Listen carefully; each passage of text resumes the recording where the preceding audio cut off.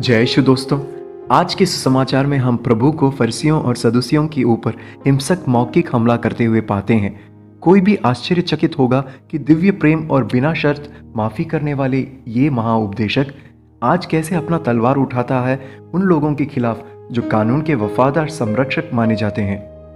यीशु को फरीसियों और सदूकियों पर बुरा लगता है जब वो कहते हैं, अगर हम अपने पूर्वजों के समय होते तो हम कभी मासूमों और नबियों के रक्तपात में भागीदार नहीं होते, जिसके लिए पूर्वजों को दोषी माना जाता है। यीशु उनके इन पाखंडी रवैये और साफ खुला झूठ पर गुस्सा हो जाते हैं। एक ही पाप है जिसको यीशु अपनी जिंदगी में सख्त नफरत करते हैं, और वो है पाखंड का पाप, जो उनके दृष्टिकोण से इंसानों को अपने आप से बहुत दूर कर देता है।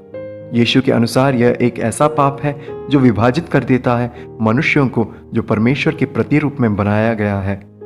इसलिए प्रभु इसे सख्त निंदा करते हैं, क्योंकि वतिकान काउंसिल सेकंड के लुमेन जेनसियम में कहा गया है, यीशु मनुष्य को अपने स्वयं को दिखाने इस पृथ्वी पर आया है। हम एक तकनीकी दुनिया में हैं, लेकिन दुर्भाग्य से जितना अधिक हम संस्कृत या परिष्कृत हो, उतना ही नकाबपोश या पाखंडी भी हम हो जाते हैं। यह है हमारे जिंदगी का सबसे शौकपूर्ण अवस्था।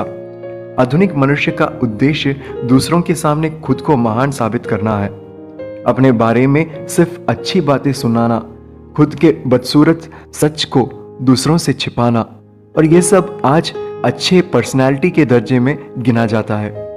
एक बार दो चोरों को पकड़ा जाता है और दोनों दोषी पाते हैं।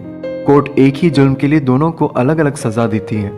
जिसे कठिन सजा दिया जाता है वो पूछता है, ऐसा क्यों? आखिर वो साहसी दिखा रहा था अपने आप को जब उसने नकाब बिना चोरी की। तो जज साहब कहते हैं, उसकी ये सत्यता ने उसे कम सजा का हकदार बनाया। फरीसियां कहाँ गलत हो जाते हैं? ये वास्तव में उस कानून के प्रति उनकी प्रतिबद्धता नहीं है जो उन्हें प्रभु के क्रोध का पात्र बनाता है, बल्कि उनके साथी लोगों की कमियों का निर्णय बन जाता है, जबकि बड़े करीने से उनके गलत कामों को कवर कर देते हैं।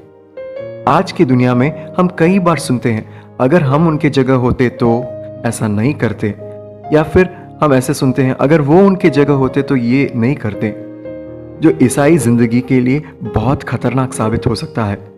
यहाँ यीशु हमसे पूछते हैं, तुम कहाँ हो? वो सवाल जो आदि मनुष्य के अंतःकरण में बार बार गूंजता है। क्या मैं अपने सच्चे सेल्फ में हूं? एक रास्ता है पता करने का। अपने आप से 3 सवाल कीजिए।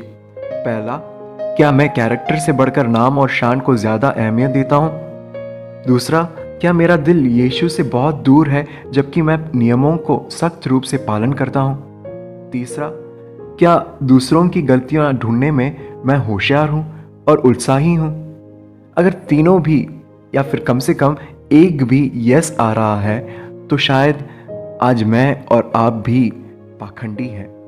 लेकिन एक खुशखबरी है, यीशु हमें नकाब फाड़ने बुलाता है, और ऐसा करने से हम अपने सच्चे व्यक्तित्व को बाहर ला रहे हैं। लेकिन याद रहे, सच होना मतलब दूसरों को सब कुछ दिखाना नहीं है, बल्कि समझदारी से और विनम्रता से अपने सच्चे सेल्फ को कबूल करना जो हम बदल नहीं सकते, और उन चीज़ों को धीरता से बदलना जो हमारे हाथ में है, और इसका अंतर समझना, यही शायद आत्मीयता है।